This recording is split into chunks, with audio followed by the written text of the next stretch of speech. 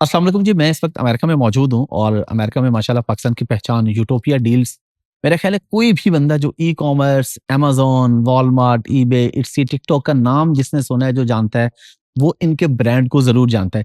Even यहाँ पे जो नेटिव अमेरिकन्स हैं, मेरे कुछ कंपनीज़ के साथ, कुछ दोस्तों के साथ मीटिंग्स थी, वो भी जानते थे यूटोपिया को, जबरान न्याज़ को। तो मैं यूटोपिया के सीईओ जबरान न्याज़ साहब के साथ मौजूद हूँ।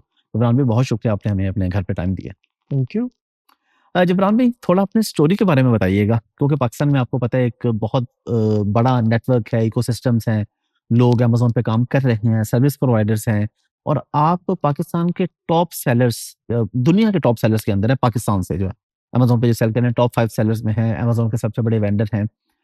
आपकी ये स्टोरी शुरू कहाँ से हुई थी?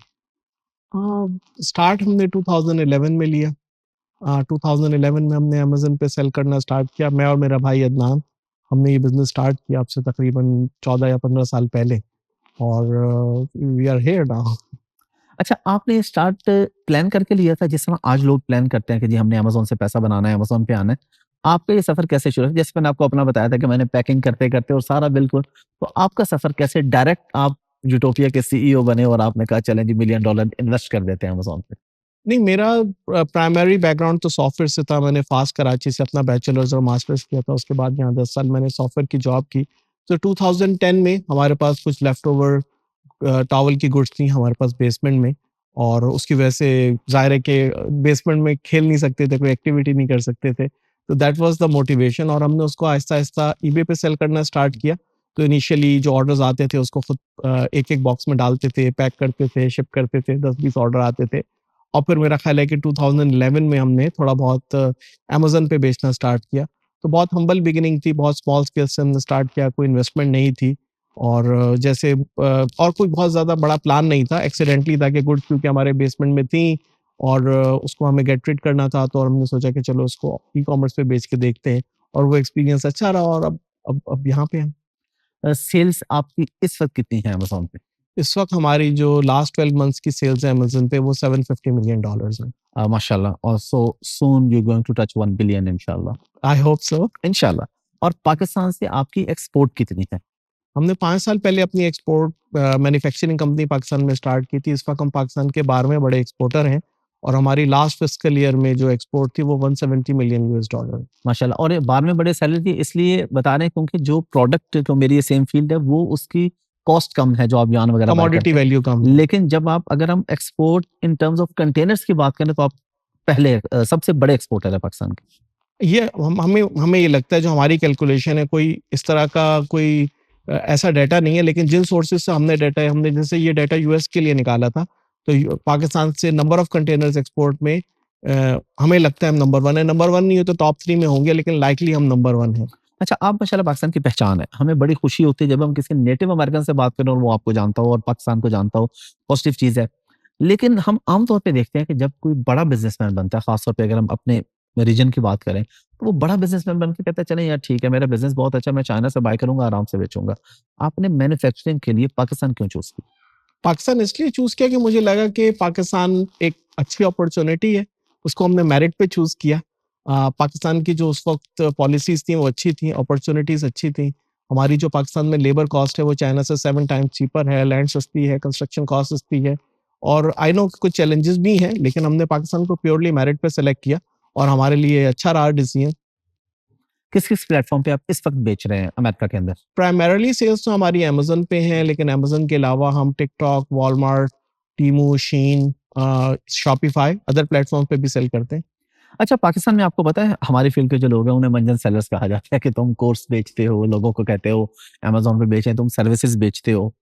मैं आपसे ये पूछना चाह रहा हूँ कि आप ये जो सारा काम कर रहे हैं, अगर कोई नया बंदा इसमें आता है या जिस बंदे का कुछ एक्सपीरियंस है वो आता है, तो क्या अमेज़न से या इन जो प्लेटफ़ॉर्म्स हैं पैसा बनाया जा सकता है? देखिए अमेज़न जब शुरू में आया था तो ये एक ट्रेंडिंग बिज़नेस था, फ़ास्ट ग्रोइंग बिज़नेस था, एक हाइली प्रॉफ़िटेबल बिज़नेस था। लेकिन कोई भी जब नया बिज़नेस आता है तो वो एक स्टेबिलिटी की तरफ आता है। तो अब ये एक एस्टैब्लिश्ड बिज़नेस है। जैसे अगर किसी को आज अपनी मैन्युफैक्चरिंग स्टार्ट करनी है या एक्सपोर्ट स्टार्ट करनी है या अपना रिटेल या कमर्शियल या कॉमर्स का या कोई भी बिज़नेस स्टार्ट करना है, तो उसमें एक जैसे बाकी बिज़नेसेस में कॉम्पिटिशन है, ई-कॉमर्स में ऐसा कॉम्पिटिशन है, अमेज़न पे वैसा कॉम्पिटिशन है। वहाँ पे एस्टैब्लिश्ड प्लेयर्स हैं जो डेकेड से या मल्टीपल ईयर से अपना बिजनेस कर रहे हैं, उनके पास कंपैरेटिव एज है, उनके पास सप्लाई चेन बेहतर है, उनका बिजनेस पे ग्रिप अच्छी है। तो जिस तरह कोई भी एक बिजनेस आप स्टार्ट करेंगे और उसकी डिफिकल्टीज हैं, अगेन फ्यूचर तो ई कॉमर्स का है, वो तो हमें पता है, और बिल्कुल। फिजिकल रिटेल से दुनिया वो ई कॉमर्स की तरफ बढ़ रही है, तो बहरहाल एक खास हद तक तो ग्रोथ है उसमें। लेकिन कोई आप ऐसे नहीं कह सकते कि आप इसमें जाएंगे और कल आप जो है वो दिन दुगनी चार चुगनी तरक्की करेंगे। आपका एक जैसे बाकी बिजनेस में आपको चैलेंजेस होते हैं, चैलेंजेस यहाँ पे बहुत स्मार्ट लोग भी हैं, क्योंकि ई कॉमर्स ज्यादातर क्योंकि एक ग्रोइंग और ट्रेंडिंग बिजनेस है, तो इसमें दुनिया के स्मार्ट लोग बहुत ज्यादा, जो कंपैरेटिव लोग हैं वो हैं। तो उसमें फिर आपको टफ कंपटीशन जरूर है। हाँ, क्या ये प्रॉफिटेबल बिजनेस है, क्या ये फ्यूचर का बिजनेस है, बिल्कुल, लेकिन इसमें क्विक सक्सेस नहीं है। अब इसमें आपको बहुत ज्यादा प्लानिंग से और एक्सपीरियंस के साथ एंटर होना पड़ेगा। जितने प्लेटफॉर्म पे आप काम कर रहे हैं, यूएस के अंदर रहना कितना बेनिफिशियल है इस काम के लिए? यानी आप 1 मिनट के लिए सोचें कि आप अमेरिका में नहीं रहते। आप सिर्फ पाकिस्तान या इंडिया या बांग्लादेश में बैठ के अमेज़न ऑपरेट कर रहे हैं, और एक ऑप्शन है कि आप अमेरिका के अंदर मौजूद हैं या आपका कोई जानने वाला मौजूद है अमेरिका के अंदर, आपके पास वेयर हाउसेज़ या ऐसी चीज़ें हैं। तो क्या डिफरेंस होता है इसके अंदर? देखिए, अमेरिका में रह के सबसे बड़ा एडवांटेज ये है कि आपको कस्टमर साइड अच्छी समझ में आती है। हुँ, हमें पाकिस्तान में बैठ के पता नहीं चलता कि एक यूएस कस्टमर चाहता क्या है, हुँ, और सेलिंग के लिए कस्टमर को समझना बहुत ज़रूरी है। जब आप वॉलमार्ट, टारगेट, डिफरेंट स्टोर्स पे फिजिकली घूमते हैं, वहाँ प्रोडक्ट की क्वालिटी क्या होती है, उनकी प्रेजेंटेशन क्या होती है, कस्टमर की एक्सपेक्टेशंस क्या होती हैं, रिटर्न पॉलिसीज़ क्या होती हैं, तो यहाँ से आपको बहुत ज़्यादा सीखने को मिलता है। एज़ फार एज़ बिज़नेस को रन करने का एक्सपीरियंस है कि अगर आपके पास ऑलरेडी एक्सपर्टीज़ है, आप पहले पास्ट में रह चुके हैं फॉरेन कंट्रीज़ में, तो आपको बिज़नेस की रिक्वायरमेंट नहीं है। हुँ। बिज़नेस को सेल करने के लिए जो टेक्निकल एक्सपर्टीज़ है, शायद वो सीखने के लिए यूएस रहने से आपको एज मिलता है। जैसे हमारी कंपनी है, तो हमारे इस वक़्त जो हमारी ई-कॉमर्स कंपनी को 400 लोग चलाते हैं, और वो 400 के 400 लोग कराची में एक ऑफ़िस में बैठ के काम करते हैं। तो मैं एक वाहिद आदमी हूँ कि जो यहाँ पे यूएसए में अकेला एक छोटे से ऑफ़िस में बैठ के अपना काम कर रहा होता हूँ, लेकिन हमारी एंटायर कंपनी जो है वो पाकिस्तान में बैठी हुई इस ई-कॉमर्स बिज़नेस को रन कर रही है। तो यहाँ पे फ़िज़िकल होना ज़रूरी नहीं है, लेकिन यहाँ पे फ़िज़िकल होने से चीज़ों को समझने में बहुत मदद मिलती है। बेनिफिट्स बहुत मिल जाते हैं। मसलन मैं आपको 2-3 दिन पहले की बात बताऊँ, मैं वॉलमार्ट पे गया, जी। वहाँ पे वैसे इलेक्ट्रॉनिक सेक्शन में गया तो ओपन बॉक्स कुछ टेलीविज़न पड़े हुए थे वहाँ पे, जी, जी। हाफ से भी कम प्राइस पे। मैंने इधर ही लोकल एक दोस्त को फ़ोन किया, उसको मैंने बताया कि यार ऐसा पड़ा है। वो थोड़ी देर में उसने कहा ठीक है, वो आ गया वहाँ पे, उसने वहाँ से बाय की, 200 के लेके 300 के ईबे पे बेच दिया। जी, जी। ओरिजिनल प्राइस 400 थी। जी, जी। तो यहाँ रह के छोटे जो बिज़नेस है उनके लिए ये बड़ी अपॉर्च्युनिटीज़ है कि वॉलमार्ट, टारगेट यहाँ से लेफ्ट ओवर उठा के या इस तरह का सामान उठा के, अब ज़ाहिर है आपका तो माशाल्लाह बहुत बड़े स्केल का बिज़नेस है, लेकिन मैं नॉर्मल आम आदमी के लिए पूछ रहा हूँ जो आना चाहे, तो वो किससे स्टार्ट ले, क्या करे? क्या ऑप्शन है उसके पास? देखिए, अगेन बिज़नेस तो बहुत सारे हैं और ई-कॉमर्स भी उनमें से एक बिज़नेस है। ई-कॉमर्स एक कंपैरेटिव बिज़नेस है और उसमें ज़ाहिर है कि एक प्राइवेट लेबल है और एक होलसेल है, तो कई उसमें डायरेक्शंस हैं। तो न्यू एंट्रेंट्स के लिए तो मुश्किल है। मैं लोगों को यही मशवरा देता हूँ कि पहले आप किसी ई-कॉमर्स कंपनी में काम करें। हुँ, जिस इस तरह ये है कि अगर आपने हॉस्पिटल बनाना है, तो आप ये नहीं हो कि आप सीधे जाके हॉस्पिटल बना लें, आप पहले कहीं डॉक्टर बने, वहाँ पे फिर आप ऑपरेशनल के हेड बने। वो एक कॉम्प्लेक्स ऑपरेशन है हॉस्पिटल चलाना, उसमें कई 100 लोग काम करते हैं, उसके एक प्रोसेस है, उसमें सर्जरी से लेके हर डिपार्टमेंट के डिफरेंट लीगल और कंप्लायंस के इश्यूज़ हैं। तो आप ऐसा नहीं हो सकता कि आप डे 1 से उठ के आप हॉस्पिटल चला लें। तो ई-कॉमर्स चलाना एक कॉम्प्लेक्स बिज़नेस है। अगर आपको एक कॉम्प्लेक्स बिज़नेस में एंटर होना है, तो उसका आपको एक्सपीरियंस लेना है। या तो आप एक एक्सपीरियंस टीम हायर करें और उनके साथ आप उसको बिल्ड करें, या फिर आप खुद भी उसका एक्सपोज़र लें। आप अगर विदाउट लर्निंग ई-कॉमर्स में एंटर होंगे, तो वो एक बहुत एग्रेसिव बेट है।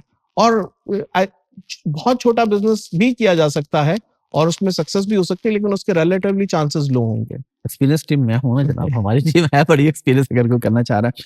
प्रोडक्ट्स के ऊपर आते हैं। जी, जी। आप कौन-सी प्रोडक्ट्स मेनली बेच रहे हैं? ऑल्दो मैं आपसे जो भी सवाल पूछ रहा हूँ सबके जवाब मुझे अच्छे से पता है। जी, जी। माशाल्लाह मैं तो बहुत पुराना आपको देख रहा हूँ, और आपकी लिस्टिंग देख के कि हमने भी कुछ लिस्टिंग जो है वो उन्हीं की कॉपी में बनाई हुई है, की हुई है काम। लेकिन पब्लिक के लिए मेन कोर प्रोडक्ट आपकी कौन-कौन सी है? देखिए, मैं जो पाकिस्तान से प्राइमरीली चीज़ें मैन्युफैक्चर करता हूँ, या यूएस हमारी ई-कॉमर्स कंपनी जो बेचती है, उसमें सबसे बड़ी कैटेगरी हमारी बेडिंग है। ठीक है। बेडिंग में हम मैट्रेसेस को छोड़ के तकरीबन हर प्रोडक्ट करते हैं, जिसमें पिलोज़ हैं, कंफर्टर्स हैं, ब्लैंकेट्स हैं, बेडशीट्स हैं, फिटेड शीट्स हैं, पिलो केसेस हैं, दुवे कवर्स हैं, बेड स्कर्ट्स हैं, तकरीबन हर फिटेड फ्लैट, तकरीबन बेडशीट की कैटेगरी में हम, या बेडिंग की कैटेगरी में हम तकरीबन सारी प्रोडक्ट्स करते हैं। वो हमारी तकरीबन 60% ऑफ द बिज़नेस है। सेकंड बिगर कैटेगरी हमारी टॉवल्स है, बाथ टॉवल्स, जिसमें हर तरह के बाथ टॉवल्स, बाथ शीट, बीच टॉवल्स हम करते हैं।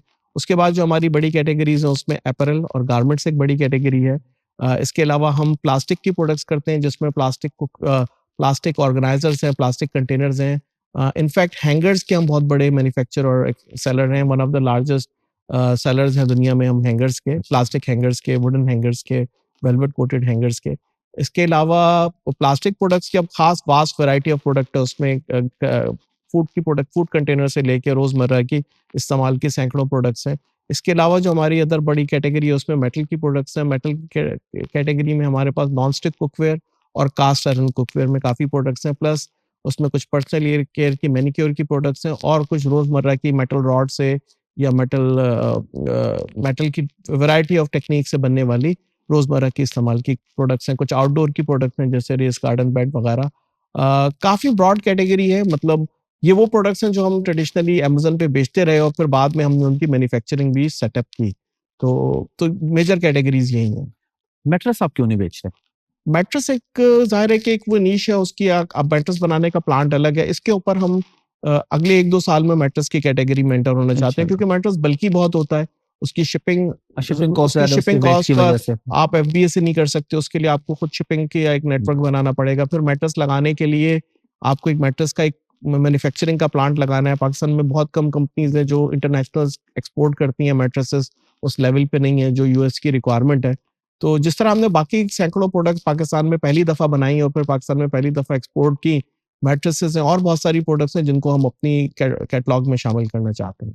फ्यूचर प्लान्स क्या हैं आपके? इसी बिज़नेस को आपने मज़ीद स्केल करना है या आपने मज़ीद किसी और निश में जाने का प्लान है आपका कोई? मेरा फोकस ये है कि जो गारमेंट्स की कैटेगरी है, मुझे लगता है कि दुनिया की आधी रिटेल गारमेंट्स है, जो फिजिकल हार्ड गुड्स की बात कर रहा हूँ। तो अगर आप देखें, आप वॉलमार्ट, टारगेट जाए तो आधे से ज़्यादा स्पेस उन्होंने गारमेंट्स को एलोकेट की हुई है। और गारमेंट्स अगर आप बेडिंग से कंपेयर करें या बाकी जितनी कैटेगरी से करें तो उससे 5 गुना 10-10 गुना बड़ी कैटेगरी है।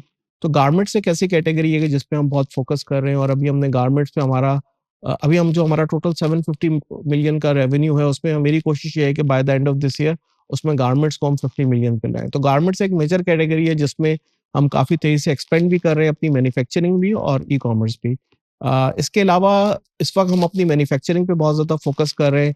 अभी हम ज़्यादातर अपनी सेल अमेज़न पे करते हैं। फ्यूचर में हम चाहते हैं कि हम फिज़िकल रिटेल में वॉलमार्ट, टारगेट, कॉस्टको, पीजेस वगैरह जितने फिज़िकल रिटेल के स्टोर्स हैं, वहाँ पे भी यूटोपिया ब्रांड की प्रोडक्ट्स हों। तो उसके लिए हम पाकिस्तान में अपनी मैन्युफैक्चरिंग को एक्सपेंड कर रहे हैं।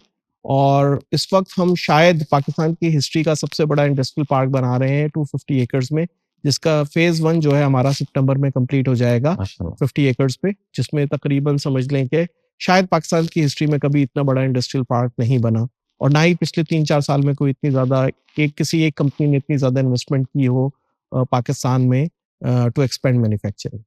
FBM versus FBA. जी, आपने मुझे बताया कि यूके में आप लोग प्रेफर करते हैं एफबीएम को और जी, अपने जी। बहुत से वेयरहाउसेस बना लिए हैं। What's the reason? क्योंकि हम लोग तो हमेशा कहते हैं जी एफबीए में आओ आराम से, सारा कुछ अमेज़न हैंडल करेगा, आप आराम से सो जाओ। Over a period of time Amazon FBA की ने अपनी कॉस्ट काफ़ी बढ़ा ली हुँ। और एफबीए में जो है ख़ास तौर पे हॉलिडे सीज़न में स्टोरेज 3 टाइम्स हो जाती है। बल्कि एफबीए फीस भी 50 सेंट टू अ डॉलर वो बढ़ा लेते हैं। तो 50 cent to a dollar fees बढ़ा ली, फिर बल्कियर आइटम्स पे स्टोरेज में अगर आपको आम दिनों में 1 यूनिट पे $1 स्टोरेज पड़ रही है, तो आपको हॉलिडे में वो $3 स्टोरेज पड़ रही है। 3x से ज़्यादा स्टोरेज कॉस्ट यूएस में बढ़ जाती है। तो आपकी वैसे ही जो एफबीए की कॉस्ट है हॉलिडेज़ में वो $3 बढ़ जाती है। प्लस अ, आपकी जो अमेज़न की एफबीए है वो हायर साइड पे स्टैंडर्ड साइज़ आइटम के लिए $9 तक जाती है। हुँ। जबकि आप 6 साढ़े $6 में एफबीएम कर सकते हैं। खैर उसको आपको करने के लिए pick and pack operation run करना है, वेयरहाउस यूज़ करना है, उसकी भी एडिशनल कॉस्ट है, लेकिन वो कॉस्ट $1 में मेंटेन की जा सकती है।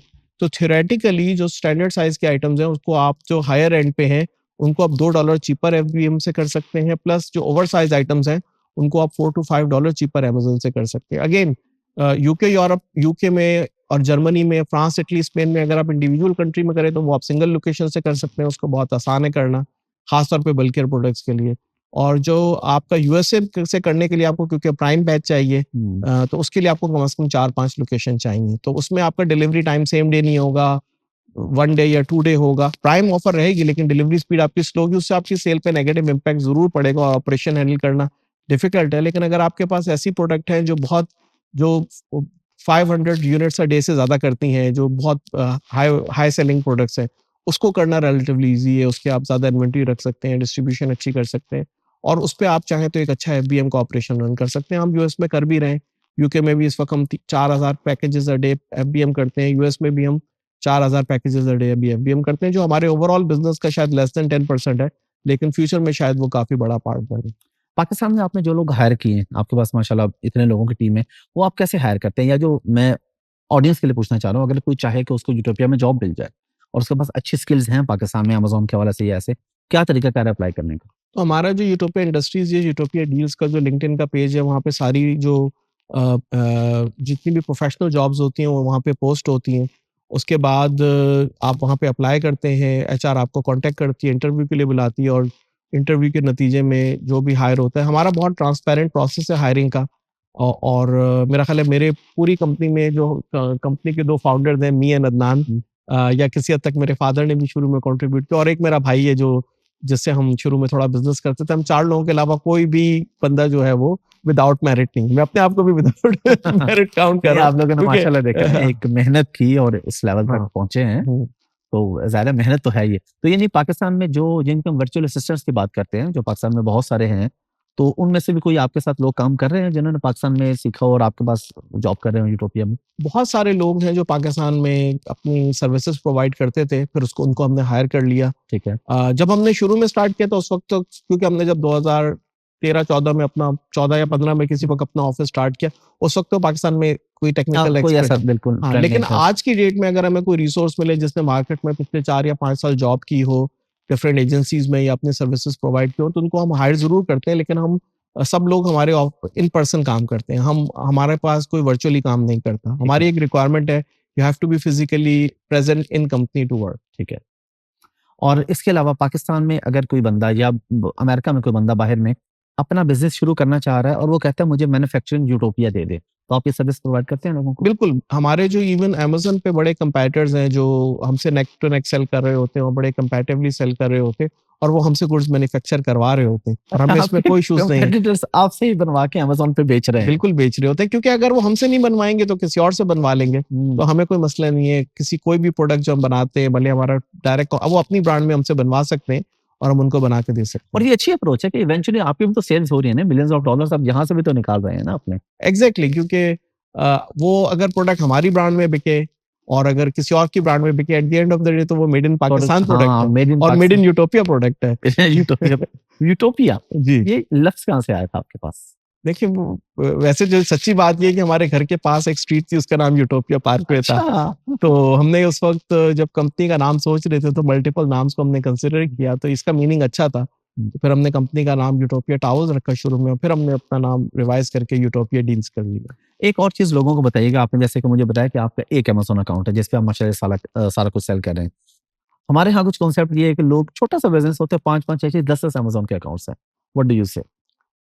वो होता ये है कि लोग एक अकाउंट स्टार्ट किया, फिर किसी से अकाउंट खरीद लिया, फिर उसको अलग से मैनेज करना शुरू कर लिया। हमने कभी भी सेकंड अकाउंट नहीं बनाया, हमने हमेशा एक अकाउंट बनाया, सारा बिज़नेस हमने एक अकाउंट से किया, जो भी हमने ब्रांड्स ली, वो एक ही अकाउंट पे रखी। तो हमारे लिए कन्वीनिएंट था, उसमें आप सिंगल अकाउंट पे लॉगिन होते हैं, सिंगल अकाउंट से मैनेज करते हैं, सिंगल अकाउंट से सेल्स करते हैं, बैंक अकाउंट्स आपके एक ही कंपनी होती है, उसके बैंक अकाउंट्स होते हैं, तो आपके ऑपरेशन काफ़ी सिम्प्लीफाइड हो जाते हैं।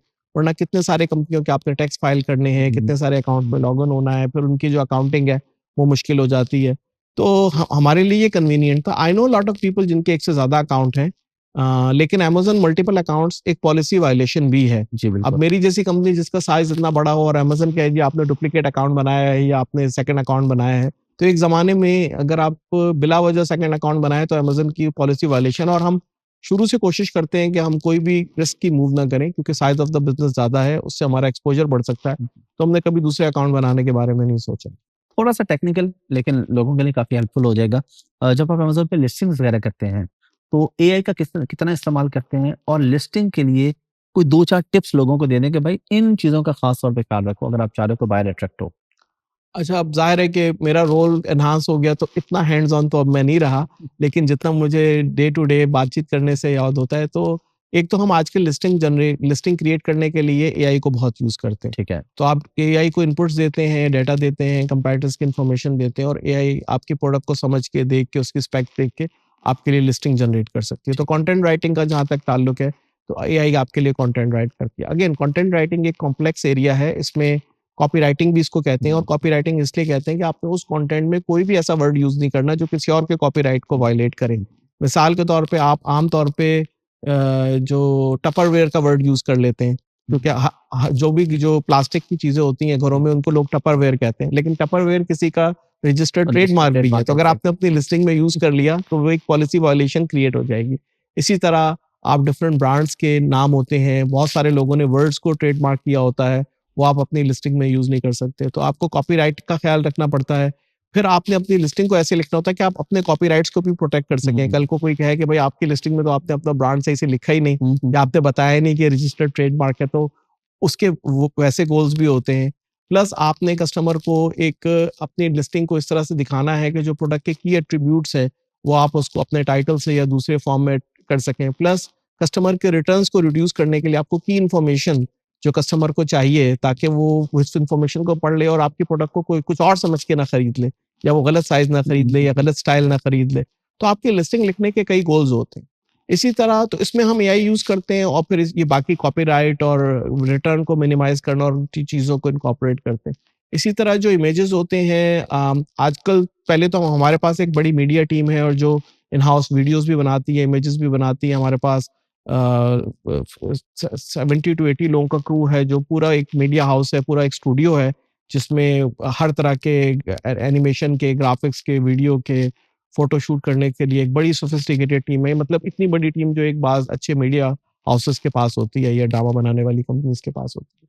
तो उसमें हम एआई का आजकल बहुत इस्तेमाल करते हैं। एआई में ये है कि अगर आप एक शर्ट का इमेज ले लें तो उसकी लाइव फोटो शूट्स, वीडियोस, पता नहीं क्या क्या, बल्कि आजकल आप स्टिल्स अगर इनपुट दें एआई को तो वो उसकी वीडियोस बना देते हैं स्टिल्स को यूज करते हुए 5-5 मिनट। यानी कि अगर आप उसको 30 to 40 स्टिल्स किसी मॉडल के साथ दे दें तो वो उसकी लाइफस्टाइल वीडियोस जनरेट कर लेते हैं। इसी तरह अगर आप किसी शर्ट की इमेज दे दें तो उसकी डिफरेंट लाइफस्टाइल के साथ उसकी पिक्चर्स और वीडियोस जनरेट की जा सकती हैं। तो एआई का रोल अब बहुत बढ़ गया है, फोटोग्राफी में भी, कंटेंट राइटिंग में भी, और मेरा ख्याल है कि इससे कॉस्ट भी कम हो रही है और क्वालिटी काफी एनहांस हो रही है।